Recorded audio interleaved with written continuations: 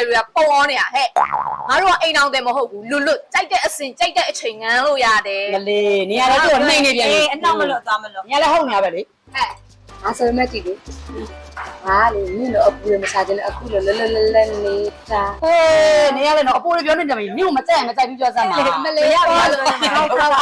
ခေါင်းခေါ်ပြီးပြေးလို့ရတယ်ဟေးရှာနေရတယ်အဲ့ဒါတော့ရအောင်ခေါ်ငါတို့သွားမယ်နေရအောင်မလာချန်ကတော့ဆမ်းလိုက်ခဲ့အော်နင်တို့ကလည်းငါလာချမ်းကောက်တော့ကျွေးနိုင်ပါတယ်ဒါပေမဲ့ဒီနေ့တော့မဟုတ်နောက်နေ့မှာမရဒီနေ့သွားမှာငါတို့ညတိုင်းဘာသွားမှာကလပ်သွားမှာလိုက်ခဲ့မှာတိုင်းညတစ်ခါတည်းဘာဖြစ်လို့လဲညနင်တို့ကလည်းအဲ့ကိုသွားရင်တညာလုံးဟာတညာလုံးအော်ဘာလို့ညဘက်မတော်လဲမနှက်သွားမှာပြောဟုတ်ဘူးလေတညာလုံးငါ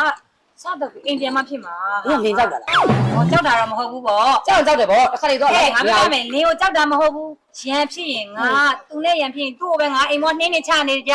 အဲ့တော့တော့ကြာသူနဲ့ငါနဲ့ရန်ဖြစ်လို့ရှိလို့ရှိရင် तू ကငါ့ကိုနှင်းချနေဘယ်လိုလုပ်မလဲဩနှင်းချရင်ငါရင်လိုက်ခဲ့ဟုတ်ပလားငါတယောက်တည်းနေဟဲ့အမလေးနေအိမ်လိုက်နေရတာဟုတ်တယ်နော်ရန်ဖြစ်လို့အိမ်မောနှင်းချခံရတယ်ဆိုတော့ရာသဝေကိုမရှိချင်တာနေစမဟာနင်းကလင်းကြောက်ကြောက်တယ်ပေါ့အဲ့လေရင်ထဲမှာတုံးနေတာကြောက်ပြီးတော့ဟုတ်ပါအေးနင်တို့ပြောလေခံရမှာပဲပေါ့ဟာအေးလိုက်ဆိုလည်းထားလိုက်တော့နောက်တစ်ခါကျရင်တော့မလိုက်လို့မရဘူးလိုက်လို့ကတော့ဟုတ်ပါပြီနောက်တစ်ခါကျရင်လိုက်နေအောင်စူးစမ်းပေးမယ်နော်အဲ့ဆိုငါတို့သွားမယ်နော်မယ်နောက်တစ်ခါမလိုက်ရင်သေကပြက်ပဲနော်အေးပါစောင်းပြီရနော်ဒါရှင်းလိုက်တော့ဟုတ်ပါပြီရှင်းမယ်အခုလည်းရှင်းမယ်နောက်လည်းရှင်းမယ်နင်တို့နောက်ကမလိုက်နိုင်တာတော့ငါ့ကိုခွင့်လွှတ်ပေးကြဟေးသွားပြီအေးပါဟောလေရှင်းမယ်ရာကြီးမဘယ်လောက်ကြဟုတ်တော့မှာလာဘူးလေရနေအောင်ဝဲလို့ဟဲ့ထုံးတယ်လားမင်းတို့လိုက်စင်းနေဘယ်လိုဒီဘောကွာငါလည်းပြောလို့မပြောတယ်ဒီကောင်ဘာဖြစ်နေမှန်းဟိုမသိဘူးလေအိမ်ဝတ်ဆင်တာ၄ရက်ရှိပြီဆိုင်မှာပေးတိတ်တာလားဒီကောင်ပြန်ဆိုလည်းမပြန်ဘူးဟိုဟာငါလည်းအိမ်ငားနေရဆိုအိမ်ခန်းကလူပို့ထားလို့မရဘူးကွာလူပို့ခေါ်လာလည်းအိမ်ရှင်တွေကသိရတိုင်းမှာကြည်ကြောင်နေစွတ်ပြောနေဘယ်ကိုယ်တကယ်ချင်းငါခေါ်သွားပါတယ်ကွာငါသိပါတယ်ကွာငါလည်းငါမိမနဲ့ငါရံပြလို့အိမ်မောဆင်းလာတာ၄ရက်ရှိပြီဆိုတော့ဒီမှာဒီဝက်စားနဲ့ဒီရင်းဆိုရင်ဒီမှာအခုချိန်ကြီးကိုမလဲရသေးဘူးငါလည်းပြန်တက်ချင်တာပေါ့ညမကျရင်ဒီဆိုင်လေးထဲမှာကွာဒီကောင်ပေးသေးလို့သာအိပ်ရတာဒီရထိုင်ရတာလည်းအဆင်မပြေဘူးကားတော့ကလည်းအဆင်မပြေဘူးဒီမှာကွာချင်းတိုက်မှာဗောမင်းအိုက်တာဗောငါလည်းအားနာတယ်ကိုတငယ်ချင်းဒီမှာအေးရတယ်ဒီမှာချင်းနေရင်နေတဲ့လုံကျွန်တော်ရှိတာမဟုတ်ဘူးအားကြောင့်ဒီကောင်ပြန်တက်ဘာဖြစ်လို့ကိုလင်းကိုမရပဲချင်းနေအဆင်ပြေသွားမှာပဲဟုတ်တယ်ပြန်တက်ဖို့ငါလည်းနေတိုင်းအကြံထုတ်နေတာလူမဟုတ်ထုံးမရလို့အဲ့ဒါကြောင့်မလို့ငါလည်းစဉ်းစားနေတာပေါ့ကွာဒီကွာငါတို့လည်းဝိုင်းစဉ်းစားပေးပါမယ်မင်းတို့က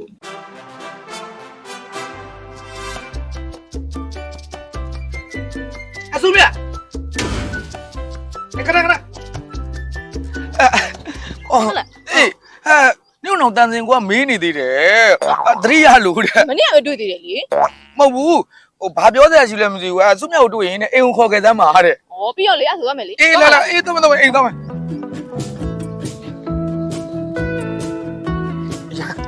အိမ်မှာအရန်နေသတိရနေတာ तू က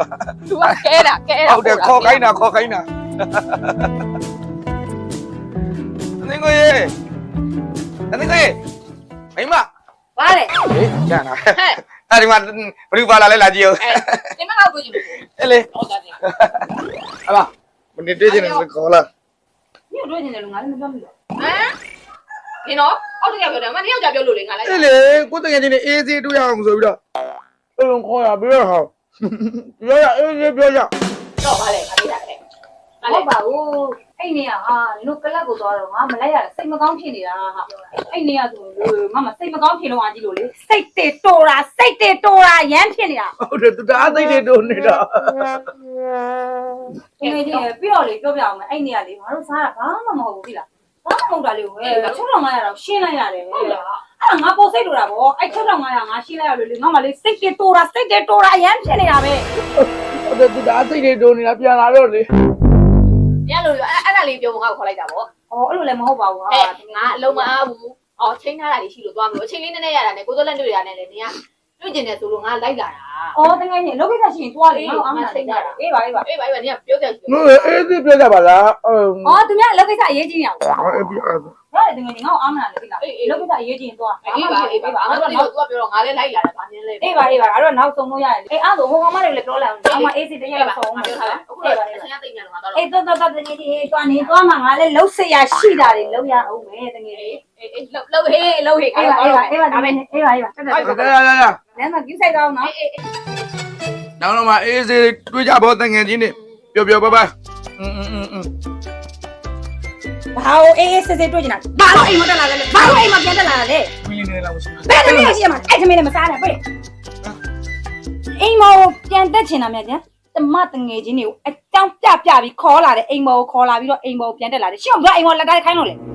ဟိုအပြင်မှာငါလည်းစင်းမာတာ၄၅ရက်ဆိုတော့ဟာဟိုနေရထိုင်ရတာအစင်မပြေရနဲ့တက်လာဒါလည်းဟိုဘယ်လိုပြောမလဲဆိုတော့ကိုမမကြောင့်ကိုသိနေခဏလေးစိတ်ပြေသွားတယ်ဆိုတာလေ မဲဘာလို့စိတ်ပြေမှာလဲခဏလေးလက်စိတ်မပြေဘူးအကြိုက်လက်စိတ်မပြေဘူးရှင့်ကအိမ်မောပြန်တက်ခိုင်းလို့လေ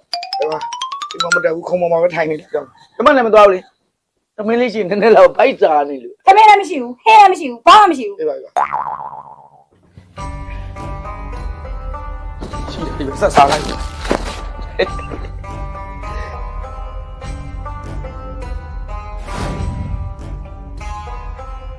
ဖြစ်ပါဘူးကွာ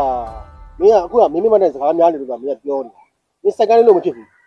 ဒီလိုမင်းမနဲ့မင်းပြန်စင်ပြီးတော့အိမ်ပေါ်တက်တော့လို့ရှိရင်ဒီစိုက်ကိုင်းနဲ့ငါတိုင်ပတ်အောင် ဟုတ်ပါဘူးအခုကလည်းအိမ်မောဆင်းလာတဲ့တစ်ဖက်ရှိပြီခမည်းနင်းနေတဲ့ဥစ္စာနဲ့ကျုပ်ကစားနေရတော့ခမည်းအားနာတာအဲကြောင့်မလို့ကိုကျော်ကိုကြီးတကယ်ဟိုဖြစ်တယ်ဆိုတော့ကျွန်တော်အဲ့လိုပေါ့အုံနာလေးပေါ့ဗျာငားပြီးတော့နင်းနေတဲ့ခါကျတော့ကျွန်တော်ဟာစရိတ်လေးကျွန်တော်စားတဲ့ခါကျတော့ကိုကျော်ကိုလည်းကျွန်တော်ကြွေးစရာမလိုတော့ဘူးပေါ့အိမ်မောပြန်တက်ဖို့ကလည်းဟိုကတိတ်အဆင်မပြေသေးဘူးဗျာ तू ကစိတ်ပြေမှာမဟုတ်သေးဘူး ကိုလီကိုမရပဲကွာလူပဲချော့မော့ပြီးပြန်တက်ပေါ့ မသိပါဘူးကိုကျော်ကွာအိမ်မောတက်တယ်ဆိုတော့အကြောင်းတရားလေးရှိအခုလည်းအဲ့အိမ်မောပြန်တက်ဖို့ကိစ္စကိုဘလို့အကြောင်းတရားပြပြီးတော့တက်ရမလဲအဲ့ဒါကိုပဲစဉ်းစားနေတာ မင်းကတက်ဖို့အဆင်ပြေဖြစ်နေ ဟုတ်တယ် အဲ့ငါသွားလိုက်ရ သွားမရိုင်းလိုက်လားမရိုင်းနဲ့ မှာမင်းစားတာမပြရလဲ ပြရလေလာပြီးတော့အာယုံလာနှောက်နေဒီမှာဘလို့ပြန်တက်ရမလဲစဉ်းစားနေပါတယ်သူ ဩဒီလိုပဲချော့မော့ပြီးပြန်တက်ပေါ့ကွာကိုမရပဲဟာကြီး မရဘူး နေနဲ့မရရှာနဲ့သွားပဲဟာကြီးမင်းရလဲ မရပါဘူးဗျာ မင်းကမင်းမလား ဟိုတော့ မင်းကဒီမှာဘာလုပ် ဘာမလို့ဘူးအိမ်မှာနေရတာပြင်းလို့ဆိုပြီးအဲ့ဒါမှကိုကျော်ကိုစိုက်ကားဂိတ်လာတိုင်းနေတာပြင်းလို့လက်ပိတ်ဆိုင်လည်းမထိုင်ချင်လို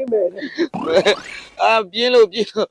ဒါအော်မနေ့ကတော့မှရောက်ပါမင်းညီမပြောနေသေးတယ်မင်းကိုအိမ်မက်လို့တဲ့သူ့အကိုတွေ့ရင်အိမ်ကိုခေါ်ခဲ့ပါဦးလို့ငါ့ကိုပြောနေသေးတယ် ဟော ဟုတ်တယ်အိမ်မက်လို့တဲ့ တော့ဘာလုပ်ဖို့လဲ ဩအိမ်မက်လို့ပါဆိုအိမ်မက်ကြောင်ပြောချင်လို့နေမှာဗော အိမ်မကြောင်းပြောဖို့ အဲ့ဒါဆိုအိမ်လိုက်ခဲ့လိုက်ပါလားတော်ကြနေပါအိမ်မက်ဒီမှမသိအိမ်လိုက်ခဲ့ကိုကျော်အိမ်လိုက်သွားလိုက်ဦးမယ်သွားလိုက်ဦးမရောက်ပါဦးလိုက်ပို့ချင်လို့ဟလာရောက်ပါလားရောက်ပါ ရှင်ညီမလည်းအိမ်မပါဘူးကိုကြီးကိုရဘယ်လိုပြောရလဲ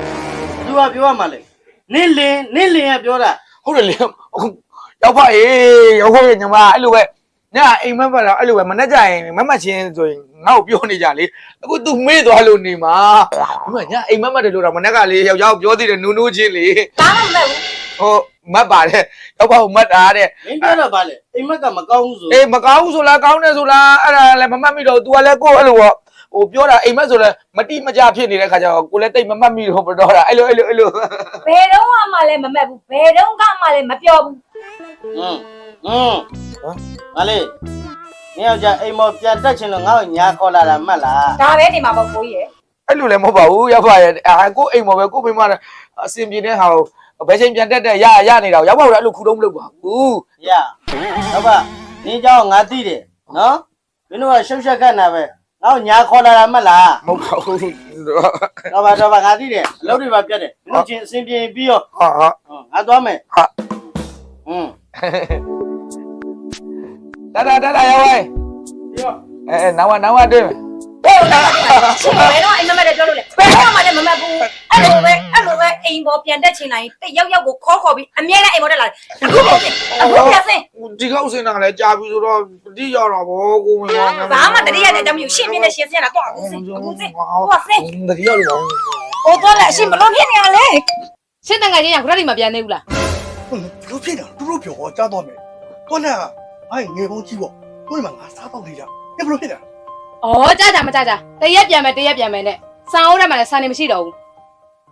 စ စမ်းဖြစ်ငါပြောလေငါဝဲမိပါပေါ့ဘယ်လိုဖြစ်တာ အခုခွတ်ကုံစင်းလုံးနေတယ်လူတယောက်ကိုတင်းကျထားတယ်လွယ်ရမျက်မနေတာ တော်လေးဆက်တော့နင်းကလုံးပြီးလိမ့်မယ်နော် ရရရကြည့်လေရှစ်တန်ငါချင်းနဲ့ပတ်သက်ပြီးရှင်းမနေစရာအိမ်ပြောက်အောင်မရှင်ပါမနေ ဖြစ်တယ်နင်းတော်တော့နေတော်တော့ငါစိတ်ကိုနေသိဆုံးနော် ရှင်ကျမလည်းညှို့ထွက်တာတောင်းမရှိဘူး တော်တော့လို့လေတကမိုင်းအားလာတယ်ကောင်းနေတို့မနေ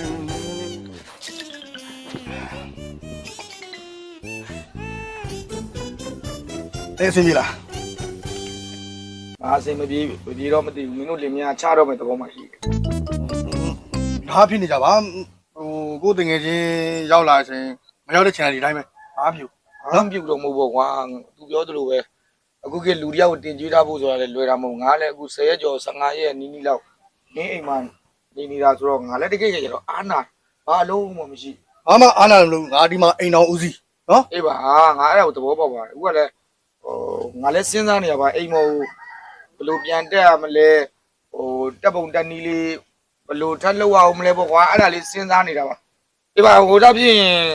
ငါညနေကျမှပြန်လာခဲ့မယ်နော်လင်မယားရံဖြစ်မနေတော့အေးပါနော်အေးโอเคကောင်းမပဲမယ်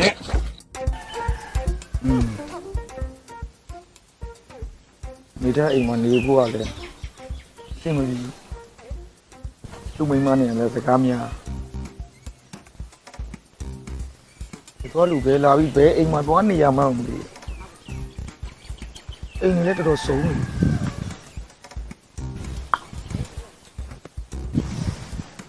အိမ်ကိုလည်းဘလို့ပြန်တက်ရပါမလို့စဉ်းစားစမ်း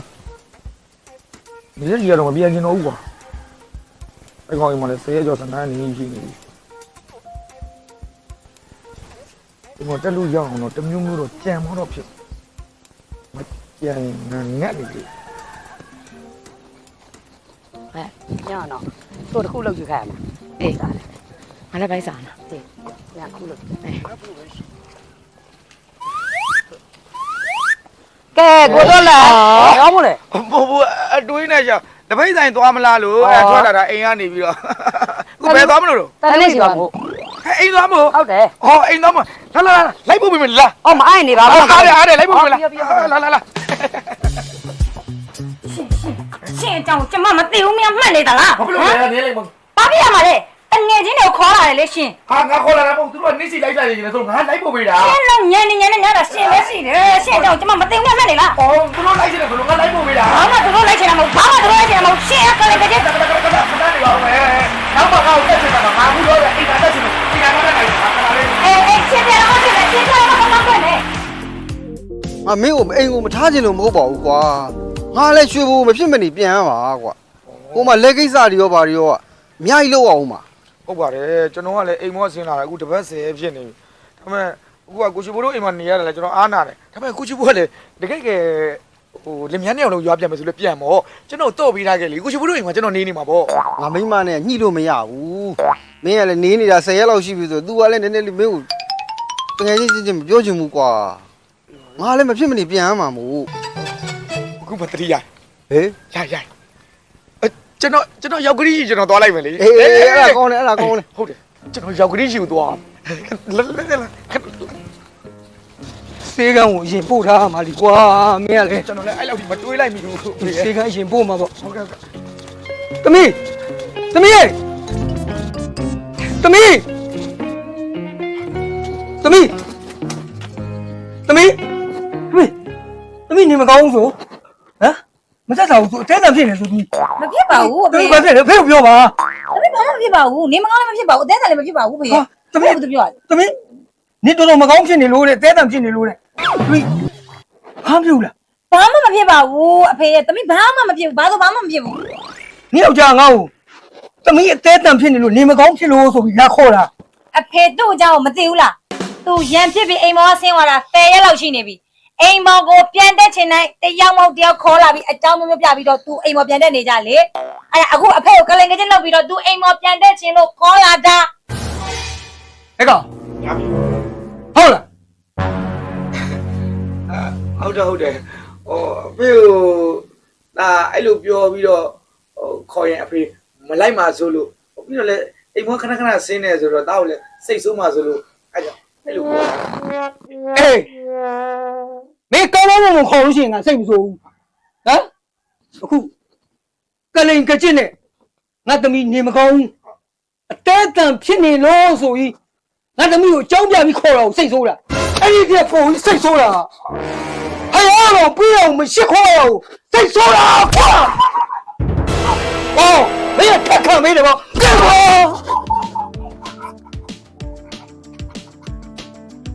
ကျွန်တော်ထပ်ခါမေးတာမဟုတ်ဘူးအဖေရဲ့